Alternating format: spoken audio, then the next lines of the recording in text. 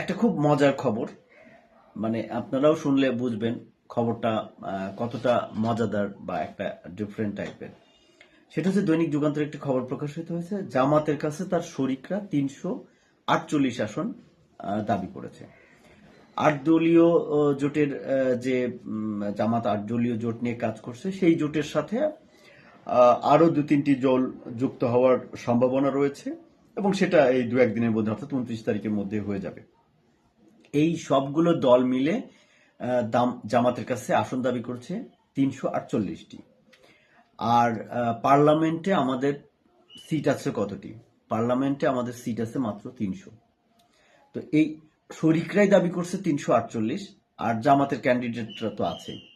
তো এই হলো একটা মানে অবস্থা। তো এইটা শুনে আসলে একটা মজার খবরই। আর একটু বিস্তারিত জিনিসটা একটু জানার চেষ্টা করি। প্রায় ১ বছর ধরে জামাত ৩০০ আসনে প্রার্থী ঘোষণা করে তারা মাঠে কাজ করছে। এরপর তারা কিছুদিন আগে ৫ দফা আন্দোলন কেন্দ্র করে আরো ৭টি সমমনা দলকে নিয়ে একটি জোট করে।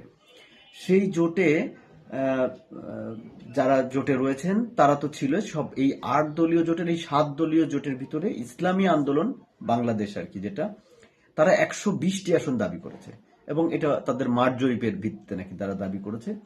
অন্য ৬টি শরিক দল খেলাফতে মজলিস, বাংলাদেশ খেলাফত মজলিস, খেলাফত আন্দোলন, নিজামে ইসলাম পার্টি, জাতীয় গণতান্ত্রিক পার্টি এবং বাংলাদেশ ডেভেলপমেন্ট পার্টি, তারা দাবি করছে ১০০ আসন। সব মিলে জামাতের পক্ষ থেকে এই ৭ দল দাবি করেছে ২২০ আসন। আর আরো যারা যুক্ত হবে তাদের দাবি বাকি অংশটা। তো জামাতের সেক্রেটারি, সহকারী secretary general doctor H M Hamidur Rahman Azad এ বিষয়ে যুগান্তরকে যেটি বলেছেন, জামাতের আসন সমঝোতার ভিত্তিতে নির্বাচনের উদ্যোগের সঙ্গে একমত হয়ে আরো ২-৩টি দল, সমমনা দল আমাদের সঙ্গে আসতে চাচ্ছে। তাদেরও বেশ কিছু আসনের দাবি আছে। তিনি বলেন, আগের ৭ দল আর নতুন ৩ দল মিলে তাদের যে আসনের ডিমান্ড তার সর্বসাকুল্যে ৩৪৮টি, অথচ পার্লামেন্টে মোট আসন সংখ্যাই ৩০০। আবার আমাদেরও তো কিছু প্রার্থী আছে। সব মিলিয়ে শরিকরা হতে মানে যত আসন দাবি করেছেন তা তাদের মতো করে চাওয়ার জন্য চেয়েছেন। আসন সমঝোতার বিষয়ে আমাদের নিজেদের মধ্যে আলোচনা অব্যাহত আছে।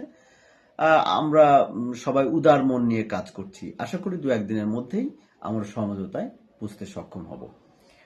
তো আসলে এই এত বিশাল দাবির মাঝখানে কিভাবে সমঝোতায় বুঝবেন সেটা আমরা দেখতে পাবো হয়তো ২-১ দিনের মধ্যেই।